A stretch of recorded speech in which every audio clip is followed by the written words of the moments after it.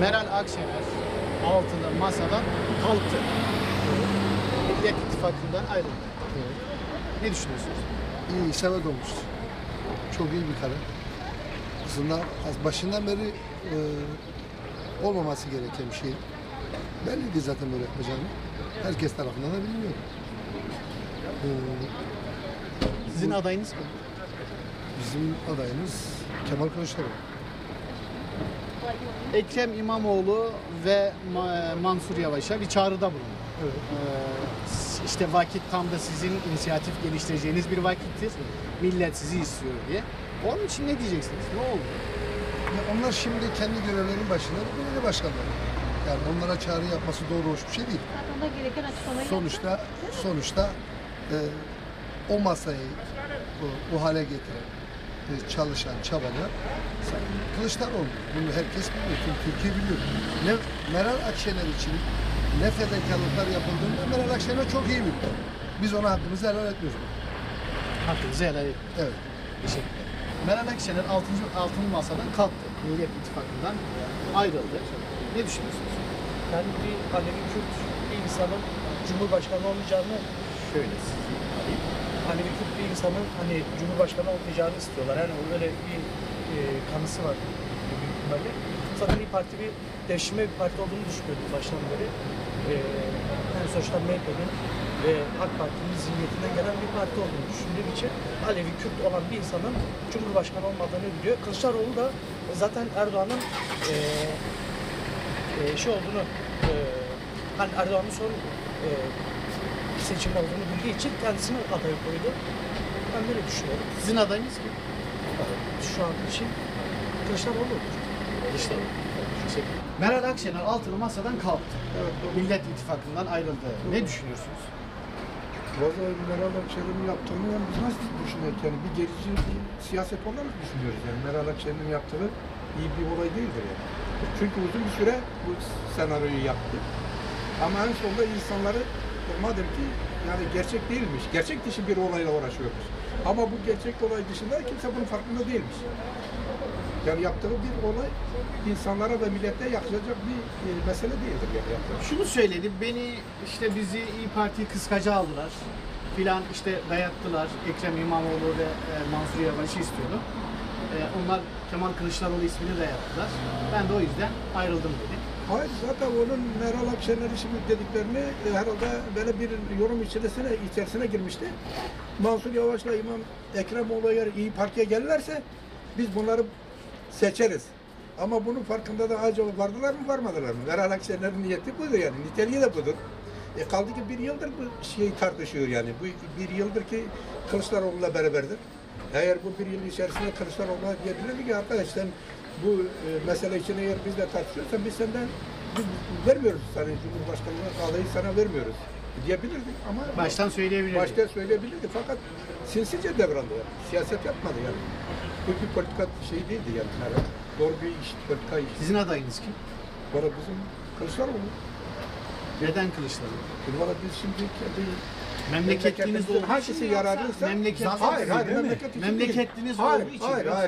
Neden Kılıçdaroğlu? Yani şimdi eğer bazı meseleleri görüyoruz. Biz de diyoruz yeni hükümet değişmesi iyidir yani.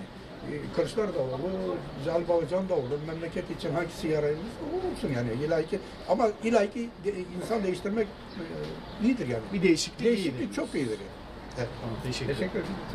Toplumun her kesimine, herkese sormak gerekiyor. O zaman şöyle boyacılık yapan bir arkadaşımızın da yanına oturup o kalktı. Sen de mi kalkıyorsun? Altılı masadan kalkar gibi kalktı yani. Kürsü boş kaldı. Kürsü de bana kaldı. Onu söyleyeyim. Evet. Dersinde sormaya devam edeceğiz. Neyse. Her kalkan yerine bir oturan olur yani. Değil mi? Tansu'nun yerine kim oturuyor abi? Kimin? Tansu'nun Tansu demişim ya. Meral Hanım'ın yerine kim? Her kalkan yerine bir oturan olur. Ne diyorlar? Kim oturuyor sizce? Bilmiyorum. Bak boyacı kalktı ben oturdum. Var mı? O renk yok ya. Yok mu? O renk yok. renkler çok ama tek renk yok. Yani. Evet, tek renk yok. Yoksa renkler çok olsun. Yeter ki renkler çok olsun. Merhabalar. Nasılsınız? Teşekkür ederim. MATV'den geliyoruz. Meral Akşener altılı masada kalktı. Millet İttifakı'nda ayrılmayı düşünüyor. Cenab-ı Allah pişman eder. Öyle bir şey. Çünkü ya diyorum ben akşamda onu tamam Kılıçdaroğlu o dereceye getirdi, o seviyeye getirdi. O halk tamam Kılıçdaroğlu başka yerler yapıyor. Ben başka şey demiyorum. Sizin adayınız kimdir? Kemal Kılıçdaroğlu.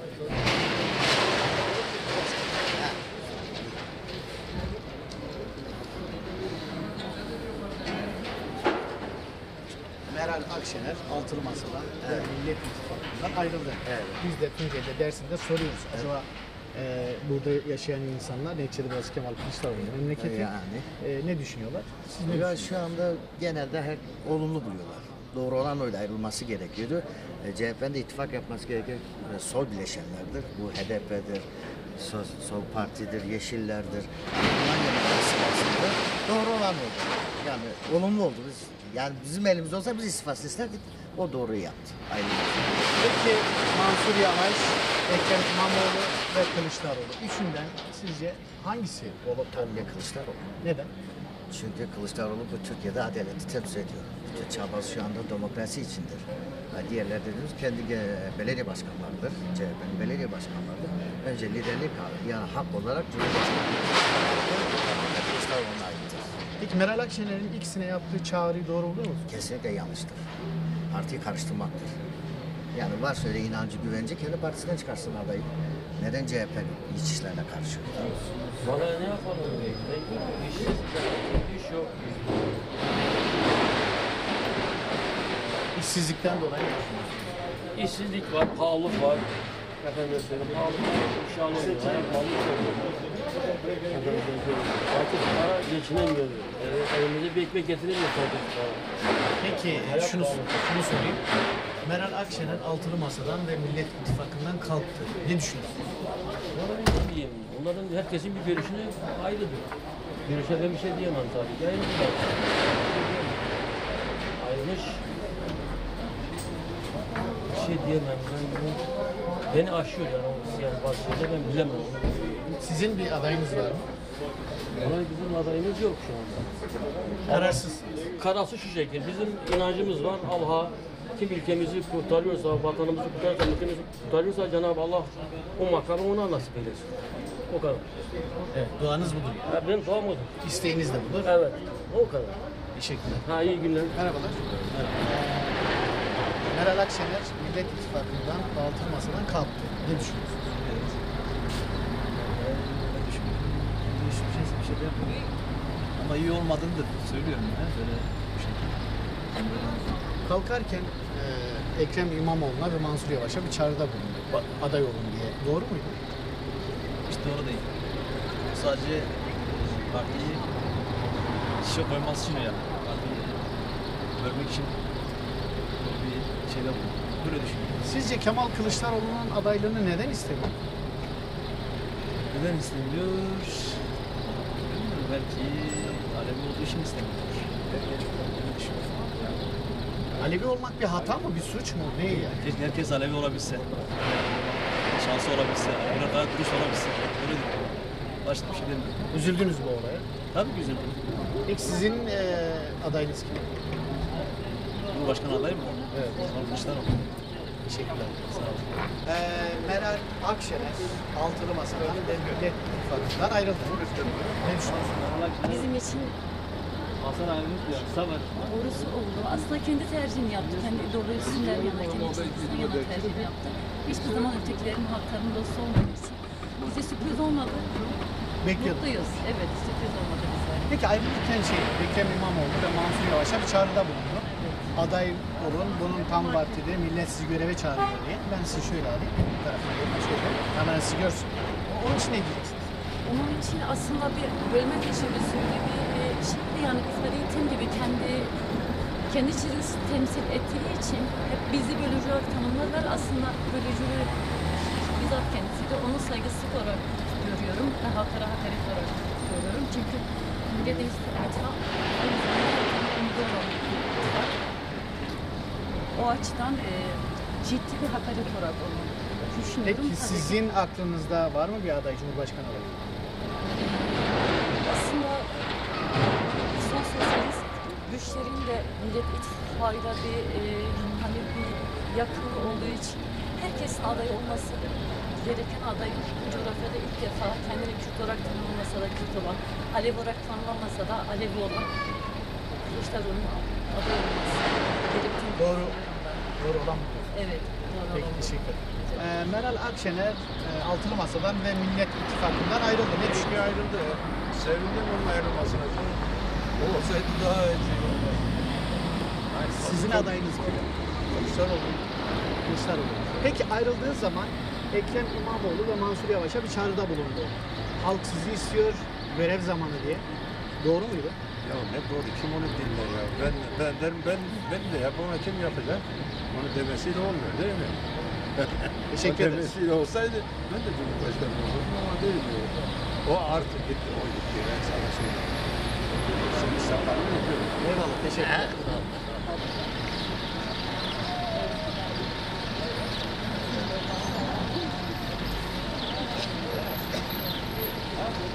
Merhabalar. Meral Akşener Altılı Masa'dan ve Millet İttifakı'ndan ayrıldı. Ne düşünüyorsunuz? Anlaşıldı yaptı. Ne düşünüyor? Yani Kılıçdaroğlu 10-15 tane bakanla seçti, getirdi oraya. O geldi Milletvekili, Kılıçdaroğlu. 15 He, milletvekili. 15 tane milletvekili. O geldi Kılıçdaroğlu yaptı. Yani bu muhakkak ters yönü hareket ediyor. Evet. Peki giderken de Mansur Yavaş ve Ekrem İmamoğlu'na bir çağrıda bulundu. Dedi ki halk sizi göreve çağırıyor. Bu doğru muydu? Yani yaptığı hareket, davranış nasıl? Onlara da bir iyilik yapmak için söyledi. Anladın mı? O öyle yani yorumladı. Peki sen ayrılıyorsun partide, onları niye getirirsin oraya koyuyorsun? Anladın? Peki sizin adayınız kim? Hı? Adayınız kim? Sizin Cumhurbaşkanı adayınız? Da belli değil. Daha kararsızsınız. Tabii karar da vermediler. Böyle sizin adayınız kim? Bizim adayımız Kılıçdaroğlu. Meral Akşener Altılı Masa'dan ve Millet İttifakı'ndan ayrıldı. Ne düşünüyorsunuz? Vallahi iyi düşünemiyoruz. Yanlış yaptık. Neden yanlış yaptı? Yani 6 tane 15 tane milletvekili verdi kendisine. Ondan sonra sonucu o oldu. Giderken de Ekrem İmamoğlu ve Mansur Yavaş'a bir çağrıda bulundu. Dedi ki halk sizi göreve çağırıyor. Onu nasıl karşılıyorsunuz? Şimdi onu nasıl karşılayacağız? Yani şimdi belediye sen belediye elinde girer. Büyükşehir belediyeleri girer. Onlar da bakalım miydi? Yani Kılıçdaroğlu'yu geçebilirler mi? Bir de o var. Sizin adayınız kim? Şu anda vallahi daha belli değil yani. Kararsızsınız. Kararsız. Sizin adayınız kim? Bizim adayımız zaten belli. Kim? Kim olacak? Benim toprağımdır. Teşekkür ederim. Evet, seni bir tanıyalım. Çınar. Senin seçimdeki adayın kim? Peki Meral Akşener Altılı Masa'dan ve Millet İttifakı'ndan ayrıldı. Ne diyeceksiniz? Valla iyi ki ayrıldı bence. Çünkü onun saçısaydı yine yapar. Kılıçdaroğlu saçısaydı. Yine dağıtacaktı. Seçilseydi yine aynı. Mecliste destek vermeyecek. Yani milletvekili olarak. Tamam o Cumhurbaşkanı belki olurdu ama mecliste yine bu aynısını yapar. Meclis başkanına seçtim belki de. Sorun çıkardı.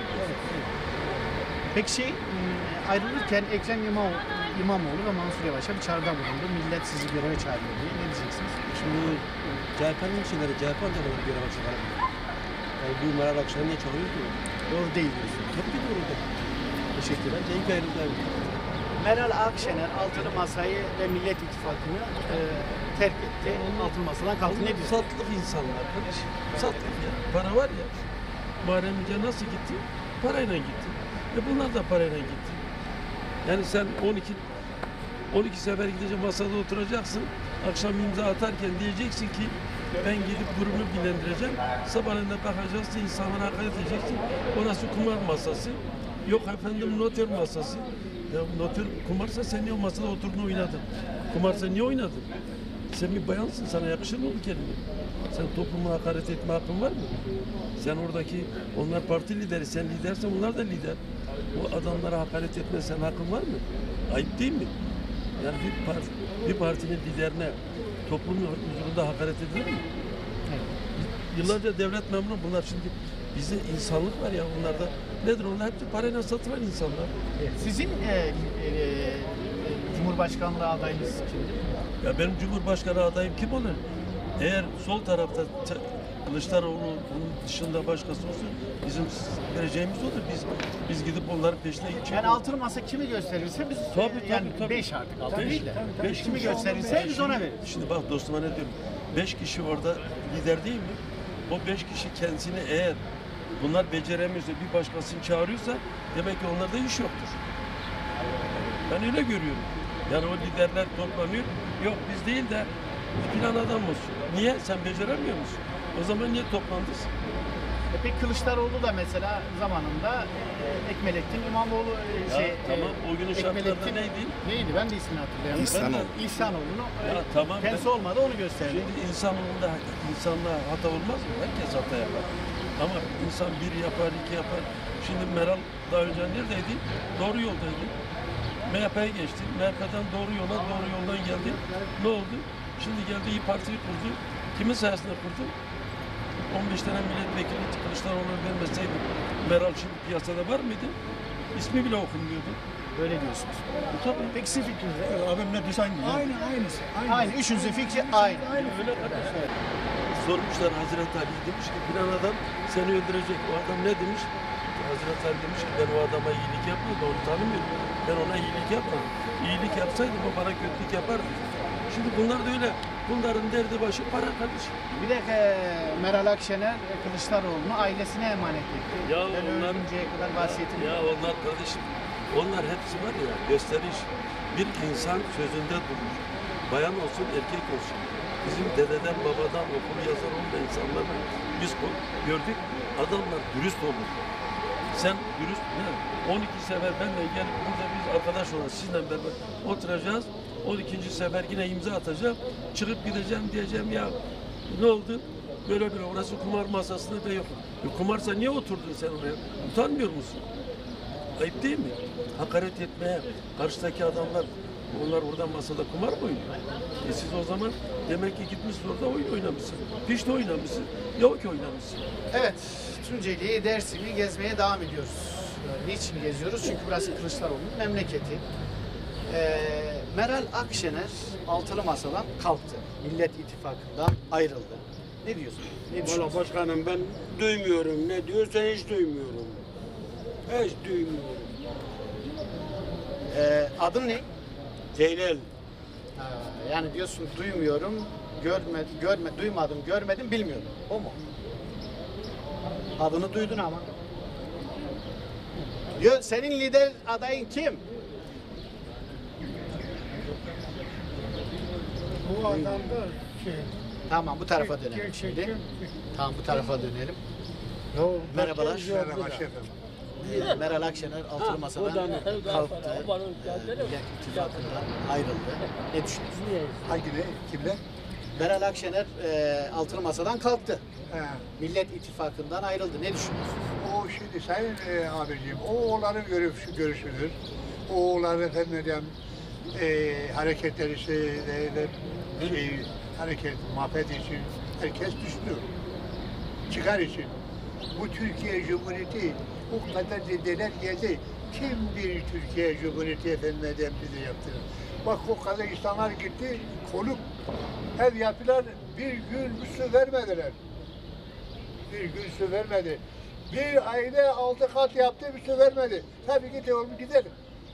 O zaman eğer bir zabıt amiri gitseydi ve o efendim bir müfettiş gitseydi, kontrola gitseydi de o kadar insanlarımız giderdi. Hangi kanal şefim? MATV. Amca bir taraftan saçlarımı okşuyor. Ona güldüm tabii. Tabii. Evet, şimdi şunu söyleyeyim. Öyle Siz, şimdi Kılıçdaroğlu, yani Meral Akşener şunu ileri sürüyor. Diyor ki Mansur Yavaş ve Ekrem İmamoğlu onlardan biri olmalı. Kılıçdaroğlu olmamalı. Ne diyorsunuz? Şimdi Sayın abicim bak, şimdi bu Cumhurbaşkanımız, şimdi bu şeyi iyiydi.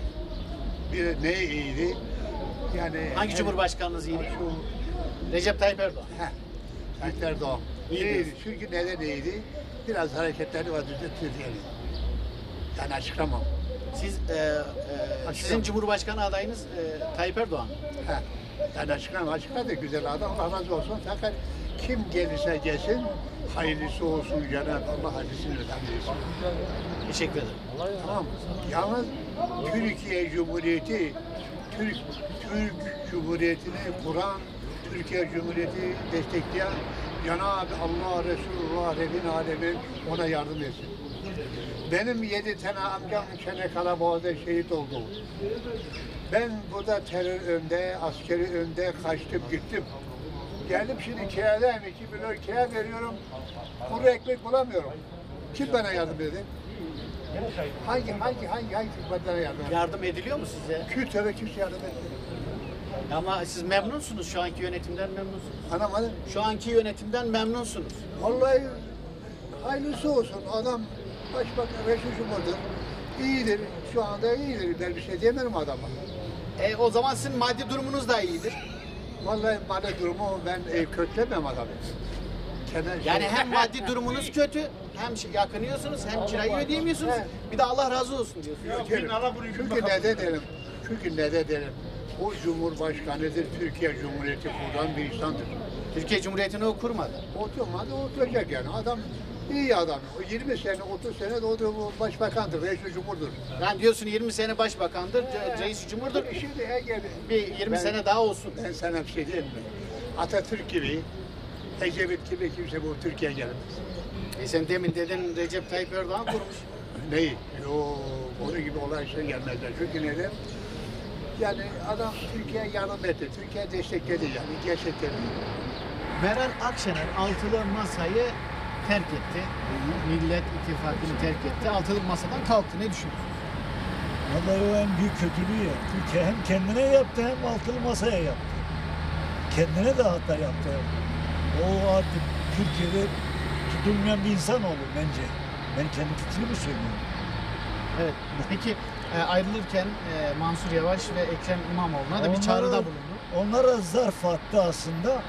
Neymiş yani CHP'yi karıştırmak, genel başkanına karşı gelmeleri gibi bir şeyler yaptı. Büyük hata yaptı yani. Kılıçdaroğlu ona ne iyilikler yaptı ama o ne yaptı biliyor musun? Çok büyük hatalar yaptı. Evet. Sizin adayınız? Bizim adayımız kim? Kılıçdaroğlu. Meral Akşener altılı masayı terk etti. Evet. Ne düşünüyorsunuz? Bana o 3-5 yerde kandırdı milleti aslında. O işin içine girmeseydi çok iyi olur. Bundan evvel de 67 sefer adamlarla olarak Tansu Çiller'le gitti, onunla gitti. Yani gazeteler biz de duyuyoruz. Yani ben aslında onun gitmesine çok anlıyorsun. Belki o isterse tarafları o önde bir işaret gösteriyor. Yani diyorsun gidişi iyi oldu, hayırlı oldu. Vallahi hayırlı oldu. Şimdi ben geri gelmek istiyorum dese kabul etsinler mi acaba? Olur. Vallahi etmesene de iyi olur. O pişman olacak sanki. Sağ olun. Peki giderken dedi ki ben Mansur Yavaş'la Ekrem İmamoğlu'nu göreve çağırıyorum. Evet. Doğru muydu? Ne? O Kılıçdaroğlu'na onlardan bir tanesini devreye sorsaydı daha güçlü olurdun dedi. Anlıyor musun? Aslında onlardan birisi gelse ben seninle varım dedim o daha güçlü olurdu. Ben de kabul etmezlerdi. Onlar da bahane etti onları.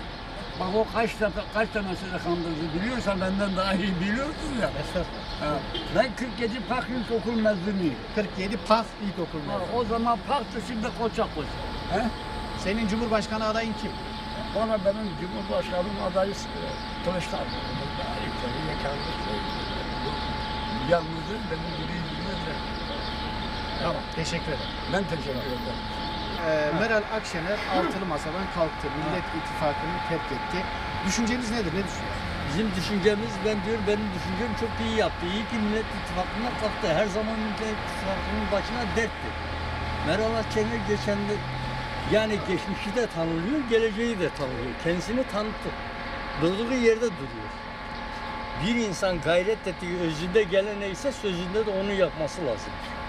Şimdi taşlar yerine oturdu, onda kaygımız yoktur. Yani kaygı yapılmadı.